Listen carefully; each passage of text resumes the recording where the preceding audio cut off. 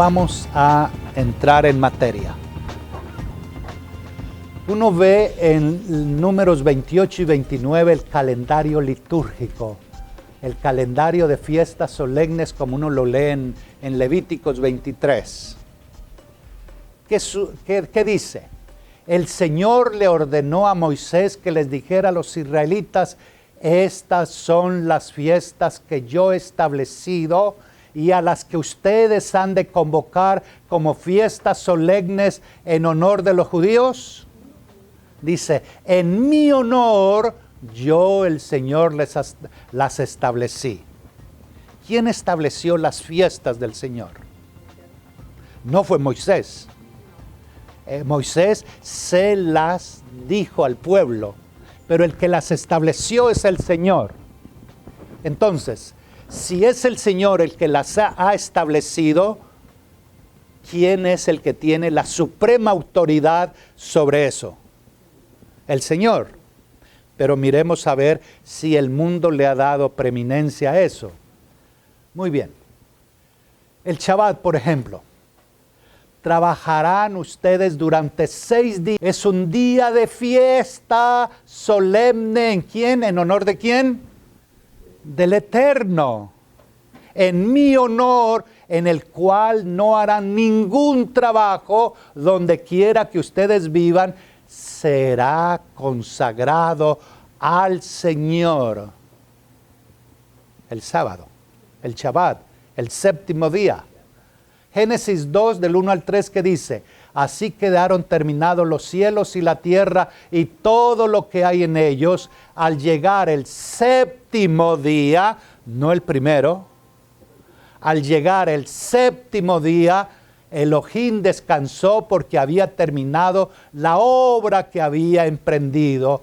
Elohim bendijo, oiga esto, no lo hizo con ningún otro día, ni con el primero ni con el segundo, sino el séptimo día. Dice, Elohim bendijo el séptimo día y lo santificó. Lo bendijo y lo santificó porque en ese día descansó de toda la obra creadora. Éxodo 31. Diles lo siguiente a los israelitas: ustedes deberán observar mis sábados. Toda fiesta del Eterno se conoce como sábados. Por eso cuando hay Pesach, Pascua, en esa semana hay 2 sábados. El sábado que es fiesta, Pesach, y el sábado séptimo día de la semana. Cuando hay Shavuot, Pentecostés, entonces está la fiesta, el sábado, Shavuot, Pentecostés, y está el séptimo día de la semana. Entonces, así en cada una de las fiestas. Ustedes deberán observar mis sábados en todas las generaciones venideras. El sábado será una señal. Esto, mire. El sábado será una señal entre ustedes y yo para que sepan que yo, el Eterno, los he consagrado para que me sirvan. El sábado será para ustedes un día sagrado. Obsérvenlo.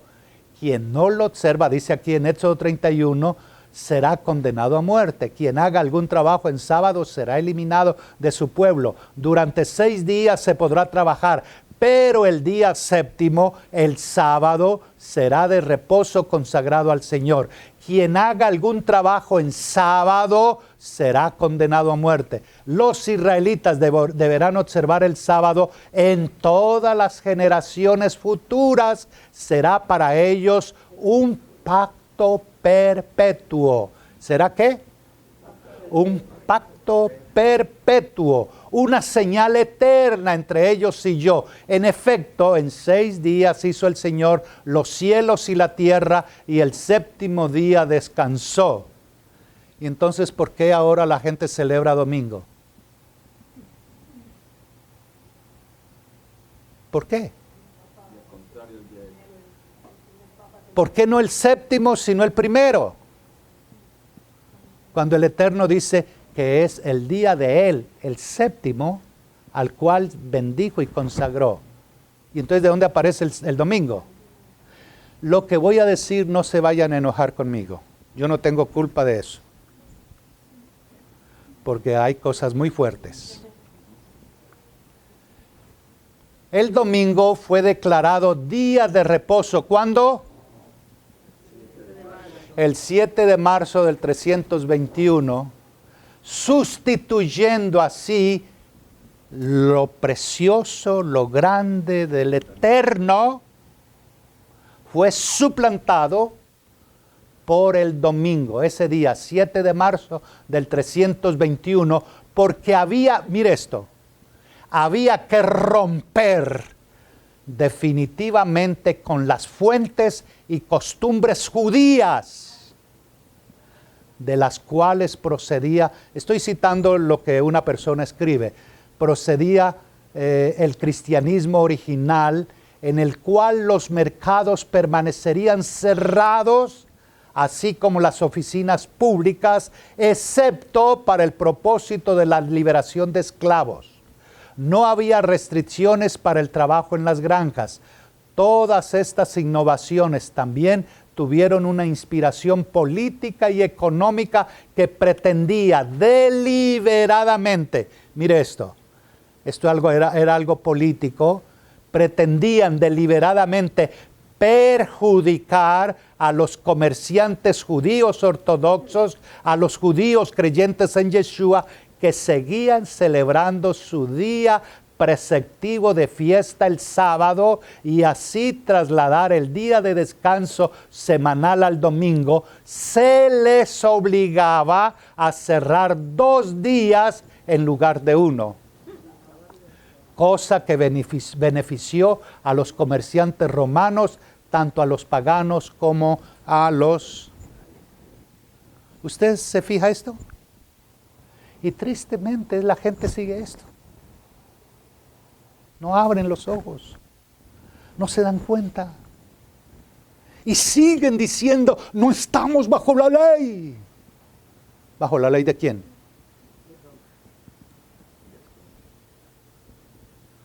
¿Por qué se observa el domingo en lugar del sábado? ¿Por qué se observa el domingo en lugar del sábado? En realidad, mire, estos son comentarios de gente muy seria. En lugar no encontramos ninguna evidencia en las enseñanzas de Jesús. Estoy citando el autor. Ni en la práctica de la Iglesia del Nuevo Testamento que nos indique alguna consideración para el domingo o el día de la resurrección como el nuevo día de adoración para los cristianos. Por tal razón, cualquier información que busquemos para encontrar el cambio que fue hecho, debemos buscarla en otro lugar y no en la Biblia. Y en el único lugar que podemos buscar es en el lapso de tiempo desde los escritos del Código Renovado hasta nuestros días, y no tenemos que buscar mucho para encontrar la respuesta. Los anales de la historia nos dicen claramente que el domingo llegó a ser el día popular de adoración, suplantando al sábado. Hay 4 factores que sobresalen en el hecho de la sustitución del domingo por el sábado. Estos son del autor que yo al final les digo. Número 1, tomó lugar gradualmente durante el tiempo del 2º y el 4º siglo después de Mashiach. Empezó en las iglesias cristianas de Roma, esparciéndose gradualmente por todas las demás. Tercero, los dirigentes de la iglesia tuvieron el apoyo del emperador romano Constantino, quien decretó el domingo como día de reposo, y era un crimen civil para todos aquellos que no estuviesen dispuestos a cambiar para adorar en domingo. Cuarto, los dirigentes de la iglesia no hicieron este cambio por un motivo siniestro o por rebeldía contra Dios, sino por no haber comprendido la naturaleza de la autoridad de Yeshua que les había dado, y por no entender el Antiguo Testamento, el Tanakh. Citas sobre el cambio del sábado al domingo. El Catecismo del Concilio de Tridentino en la página 467 dice, agradó a la iglesia de Dios cambiar el culto y celebración del día del sábado por el día domingo. Ahí está bien claro. Código de Justiniano. Este es un famoso padre apostólico que fue historiador de Constantino. La ley dada por Constantino el 7 de marzo del año 321 después de Mashiach relata al día de descanso, era como sigue: descansen todos los jueces, la plebe de las ciudades y los oficios de todas las artes, el venerable día de ¿qué? No el día que el Eterno había separado, sino el día del sol. Por eso Sunday. ¿Sunday qué es? Día del sol. Pero trabajen libre y lícitamente en las faenas agrícolas los establecidos en los campos, pues acontece con frecuencia que ningún otro día se echa el grano a los surcos y se plantan vides en los hoyos más convenientemente, a fin de que con ocasión del momento no se pierda el beneficio concedido por la celestial providencia. Eso lo dice el reverendo Charles Eiffel, Historia de los Concilios de la Iglesia. Muy bien, lo que él dice. Ahora, el concilio de la Odisea, en el año 364 después de Mashiach, los cristianos no deben judaizar. ¿Qué es lo que le dicen a la gente hoy? Que no hay que judaizar. ¿Y qué es judaizar según ellos? Obedecer estatutos, mandamientos, creer lo que Dios dice en su palabra. Eso es judaizar. Entonces, dice, los cristianos no deben judaizar y estar ociosos el día del sábado, o sea, el día de reposo original, sino que deben trabajar ese día. ¿Qué día? El Shabbat. Deben honrar en una forma especial el día del Señor. Como cristianos, hasta donde esté a su alcance, no deben trabajar en ese día. ¿Cuál día? El domingo, que es el día del Señor para ellos, ya no el Shabbat, sino el domingo, que decretaron día del Señor el domingo. Con todo, si se les encuentra judaizando, es decir, celebrando el sábado, se les separará de Cristo. Eso es lo que dice la historia de los concilios de la iglesia a través de este señor. Muy bien. Eusebio es alguien bien importante, historiador, un historiador muy importante. Dice, el arzobispo católico Eusebio, escribiendo en el año 330 después de Mashiach, declaró: todas las cosas que eran permisibles para hacerse en el día del sábado las hemos transferido para el día del Señor. Ya el día del Señor no es Shabbat, sino el día del Señor, el primer día de la semana, el domingo. Por eso, allá afuera, ¿cuál es el día que dicen que es el día del Señor? El domingo. ¿Sí? Comentario al Salmo 91 publicado en esto. Muy bien. Peter Girman, del Catecismo de Conversión, pregunta: ¿cuál es el día de reposo? Respuesta: el sábado es el día de reposo. Pregunta: ¿el sábado es el día de reposo? ¿Por qué observamos el domingo en lugar del sábado? Respuesta: observamos el domingo en lugar del sábado porque la Iglesia Católica transfirió la solemnidad del sábado al domingo. Es una respuesta sencillísima. ¿Por qué se celebra el domingo en vez del sábado? Ahí está. Y lo dice ellos mismos, ¿no? En el catecismo. Muy bien. La editorial Catholic Mirror dice: la Iglesia Católica, por más de 1000 años antes que existieran los protestantes, por virtud de su comisión divina, por virtud de su comisión divina, cambió el día del sábado por el domingo. El reposo cristiano es hasta este día reconocido como hijo de la Iglesia Católica y como esposo del Espíritu Santo sin una palabra de protesta del mundo protestante. ¿Qué van a protestar si ellos aceptaron lo mismo que lo que hizo la Iglesia Católica, lo aceptó la Iglesia Protestante? Y tengo una cantidad de narrativas de Iglesia Presbiteriana, Luterana, Bautista, Asambleas de Dios, de donde ellos reconocen que el día del Señor es el sábado, pero se ha aceptado el día domingo como el día.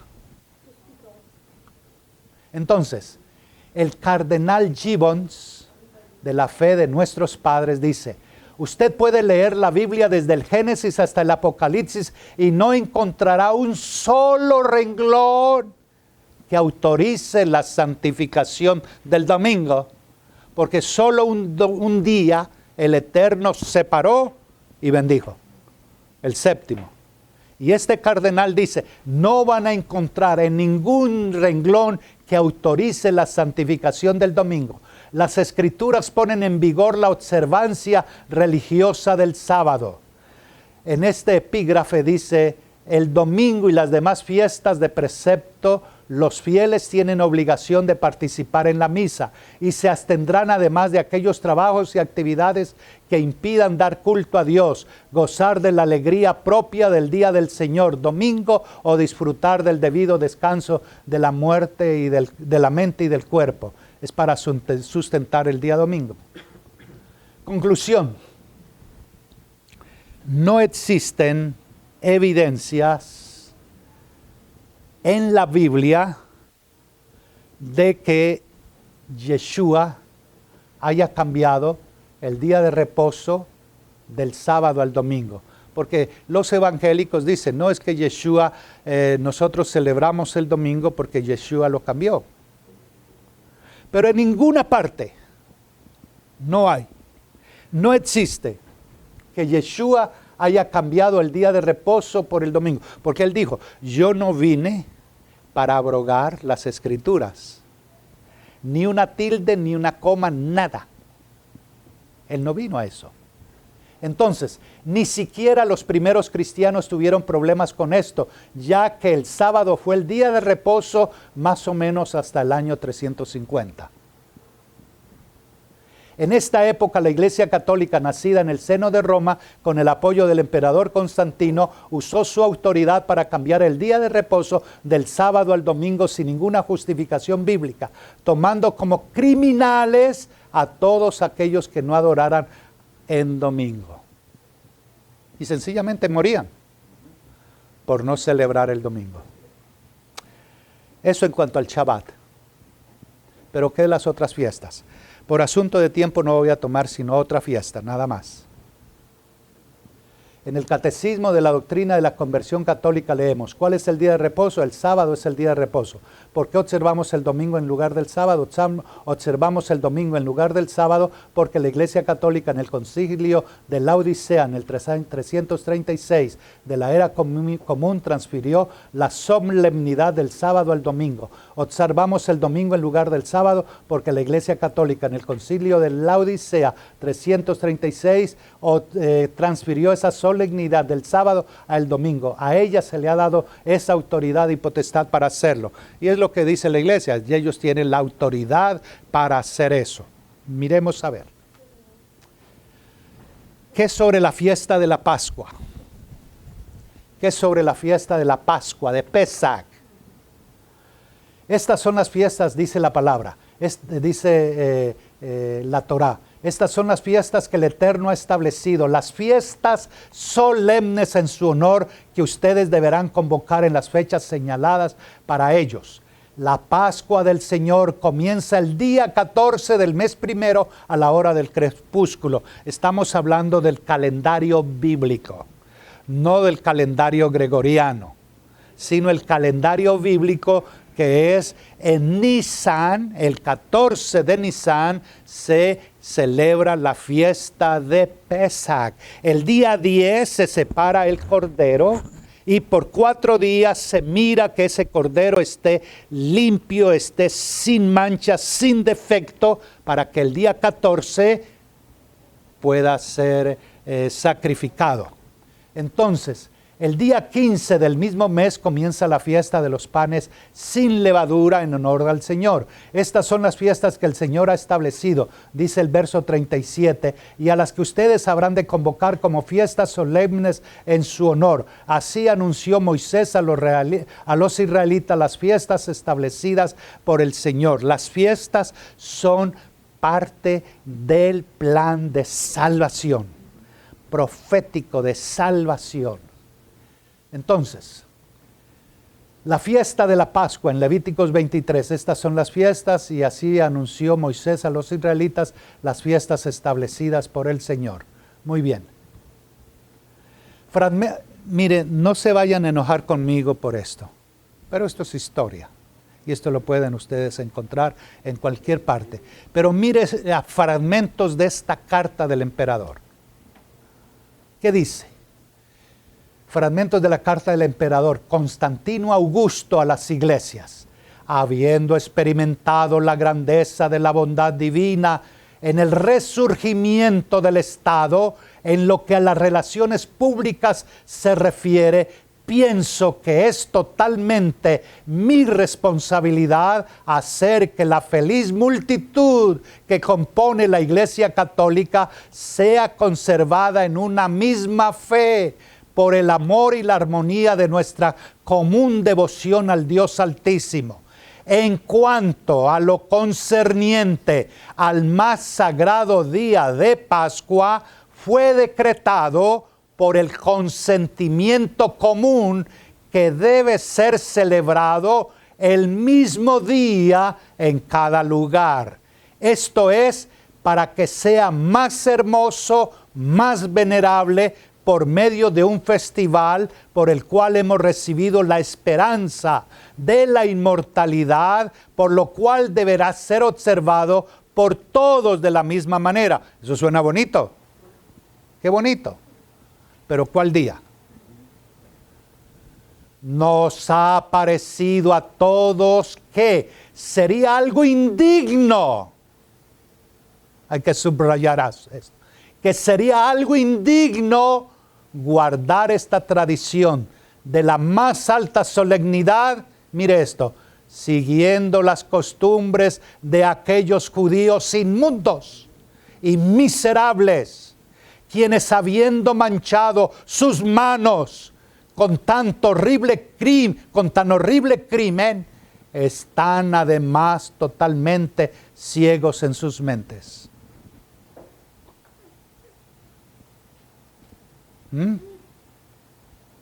Y la gente sabe eso y sigue ciega. Es correcto entonces que rechazando, mire esto, las prácticas de los hebreos, ¿de quién son? Del Eterno. Es correcto entonces que rechazando las prácticas de ese pueblo, nosotros perpetuemos a todas las futuras generaciones la celebración de ese rito en un orden más legítimo. Y así no tengamos nada en común con esa chusma de judíos. Una forma más legítima, dice él. Como es necesario, entonces debemos enmendar esto para no tener nada compartido con las costumbres de aquellos parricidas y asesinos de nuestro Señor. ¿Quién mató a Yeshua? Los mismos romanos. Los mismos romanos fueron los que mataron a Yeshua. Que vino una sentencia, sí, de parte de un grupo de judíos, sí. Eran puestos. Entonces dice, por lo tanto, como la forma más apropiada ha sido establecida por todas las iglesias occidentales, también como por las norteñas y las sureñas y algunas orientales, ha sido decidido que esto sea así, y yo mismo me he prometido que este arreglo tenga vuestra aprobación. O sea, que la costumbre que prevalezca esté en armonía con lo de la ciudad de Roma, y a través de todas, sigue la lista de todas las naciones formantes del imperio, y así no tener ningún tipo de relaciones con esos judíos perjuros. Es por vuestro deber recibir y establecer los argumentos presentados y observar el más santo día. Es decir, con un plumazo quitó todo lo que el Eterno había dicho, que era el 14 de Nisan y el 15 los panes sin levadura. Con un solo plumazo. Entonces, este concilio declaró al final que todas las iglesias cristianas deberían celebrar la Pascua y la resurrección el mismo día, no según lo habían practicado los judíos, sino según la idea establecida por Víctor, el obispo de Roma, o sea, el primer domingo después de la luna llena, luego de la entrada de la primavera. Como tal decisión estuvo firmada por el emperador mismo, quien era la autoridad política y al mismo tiempo eclesiástica, las iglesias entonces no tuvieron otra opción que seguir el orden del emperador. Entonces de ahí salió el Yeshua, la Pascua. Yeshua muere el viernes y el domingo es la resurrección. Entonces, pero para que Yeshua sea el Mesías que moría, debía permanecer mínimo 3 días y 3 noches. Si él muere el viernes, al sábado un día, al domingo 2 días, no se cumple la profecía. Pero se estableció que sea así. Viernes Santo, que es Pascua, y el domingo resurrección. Eso fue establecido. La gente sabe eso y la gente sigue en la misma mentira, en la misma usurpación. El concilio reguló también que en caso de que el domingo de resurrección recién instituido coincidiera con la Pascua judía, con Pesach, el Pesach bíblico, entonces se cambiaría para el siguiente domingo para no tener nada que ver con los judíos. Como si esa fiesta fuera de Roma en vez de saber que esa fiesta es del Señor.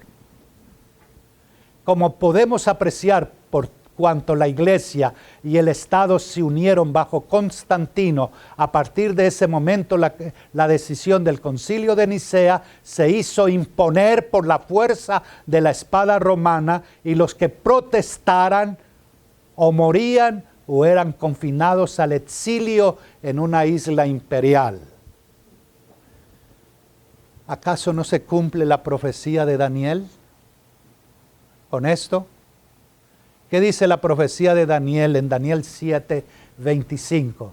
Hablará mal contra el Dios Altísimo y peleará contra su pueblo elegido, tratará de cambiar las costumbres religiosas y la ley de Dios, y durante 3 años y medio hará lo que le parezca mejor. 3 años, recordemos que no son 3 años de 365 días, sino esto es profético, ¿sí? Entonces, cada año puede ser 1000 años. Entonces, ¿no se cumplió esta profecía? Ahí está. Hay una severa advertencia, dice la palabra. Una severa advertencia. ¿Cuál es? Deuteronomio 4:2. No añadan ni quiten palabra alguna a esto que yo les ordeno. ¿Qué dijo el Eterno? No añadan ni quiten palabra alguna a esto que yo les ordeno. Más bien, cumplan los mandamientos del Señor su Dios. ¿Qué dice Apocalipsis? Apocalipsis 22, 18 y 19. A todo el que escuche las palabras del mensaje profético de este libro, le advierto esto. Y ya para el año 325, 320, ya estaba el Apocalipsis. Dice, a todo el que escuche las palabras del mensaje profético de este libro, le advierto esto. Si alguno le añade algo, Dios le añadirá a él las plagas descritas en este libro. Y si alguno quita palabras de este libro de profecía, Dios le quitará su parte del árbol de la vida y de la ciudad santa descritos en este libro. ¿Qué hicieron allí? Lo cambiaron. Mas sin embargo la gente sigue creyendo en eso. Por eso yo les decía que urgía un Pinjas. Urge un Finés que advierta el error en que está el mundo, el error en que está la humanidad. Jeremías 16, 19, cuando yo encontré esto en Jeremías, yo dije, mire, ¿qué es la religión en su gran mayoría? Esto que dice Jeremías, solo mentira heredaron nuestros antepasados, heredaron lo absurdo, lo que no sirve para nada. Para el pueblo eterno los mandamientos son el derrotero de la vida. Cuando yo me encuentro con alguien que me dice que no estamos bajo la ley, yo me quedo mirándolo y comienzo a bendecirlo. Señor, abre los ojos de esta persona. Se está perdiendo lo mejor de lo mejor. Porque son gente que lee la Biblia, se gozan. Pero uno habla con ellos y lo único que le hablan es de problemas, de angustias, de necesidades. ¿Por qué? Porque no están en la ley del Señor. Porque la ley del Señor es la delicia. Cuánto amo yo tu ley, es ella mi meditación de día y de noche. Los mandamientos son el derrotero de la vida porque son el camino, la verdad y la vida. Lo que veíamos hace 8 días. El camino, la verdad y la vida, y lo desglosábamos porque Yeshua dice que Él es el camino, la verdad y la vida. En Éxodo 20, versos 32 y 33 dice, tengan pues cuidado de hacer lo que el Señor su Dios les ha mandado. No se desvíen ni a la derecha ni a la izquierda. Sigan por el camino que el Eterno, su Elohim, les ha trazado para que vivan, prosperen y disfruten de larga vida en la tierra que van a poseer. Siempre lo he dicho, la gente anda buscando dinero. Que me vaya bien, quiero prosperar, ya quiero salir de este calabozo que estoy sin dinero. Pero no quieren tener los mandamientos, no quieren obedecer los mandamientos. En cambio, un pueblo, no muchos, pero sí un buen grupo, un porcentaje muy alto, a los que el Eterno dijo, serán cabeza, no cola, estarán arriba, no abajo, tendrán para prestar, no para pedir prestado. Son los dueños de la economía. ¿Por qué? Porque el Señor dijo que si ustedes me obedecen y siguen mis mandamientos, serán bendecidos y serán prosperados. El obedecer los mandamientos dan vida a quienes los obedecen. No está allí, pero déjeme leerle, que es uno de mis pasajes favoritos. Ezequiel capítulo 20. Ezequiel capítulo 20. Dice el Señor, mire lo que dice el Señor. Les di mis decretos y les hice conocer mis leyes, que son vida para quienes los obedecen. Son vida para quienes los obedecen.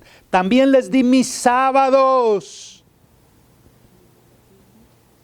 También les di mis sábados como una señal entre ellos y yo, para que reconocieran que yo, el Eterno, he consagrado los sábados para mí. ¿Cómo se atreve un hombre, Constantino, cambiar eso? Pero el pueblo de Dios se rebeló contra mí en el desierto, desobedeció mis decretos, rechazó mis leyes que son vida para quienes los obedecen. Hasta el colmo profanaron mis sábados. Y así lo dice el capítulo 20. Dice el verso 19. Yo soy el Eterno su Elohim, sigan mis decretos, obedezcan mis leyes y observen mis sábados como días consagrados a mí como señal entre ustedes y yo, para que reconozcan que yo soy Hashem su Elohim. Moab es pueblo que viene de Lot, de la primera hija, del problema de ese incesto. De ahí vienen los moabitas. Pero los madianitas no vienen de allí. Madianitas viene de Madián, que es el hijo de Abraham, uno de los hijos que Abraham tuvo con Cetura. Ahí sí, los madianitas. Y los amonitas, eso es otro pueblo. Eso sí es de la segunda hija de Lot, los amonitas. Moabitas y madianitas. Moab es descendencia de Lot. Madián, descendencia de Abraham. Con los hijos de Madián, uno de los hijos que Abraham tuvo con Cetura. Muy bien, yo envío la parashá de la semana, yo la envío a un email. Si usted quiere recibir la parashá de la semana, yo se la puedo enviar a un email. Es un estudio general y de ahí yo saco apartes para compartir el Shabbat, ¿sí? Pero todo lo de la parashá yo la envío.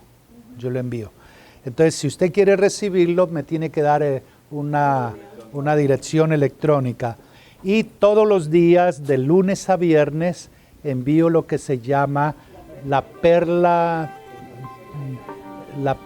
preciosa, perla de sabiduría, de lunes a viernes. Si usted quiere, también le envío eso, pero necesito la dirección electrónica. Shabbat Shalom.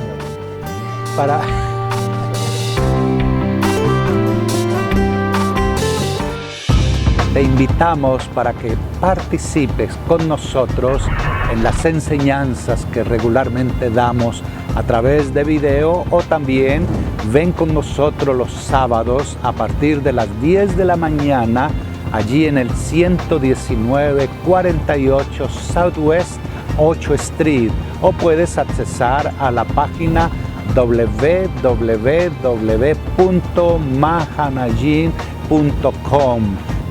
La congregación es Congregación Mahanajin y nuestro teléfono 305-610-4383. Si tienes alguna pregunta, alguna duda, alguna inquietud, qué bueno que puedas comunicarse con nosotros. Ahí también va a poder ver la dirección electrónica bedusan@belsouth.net.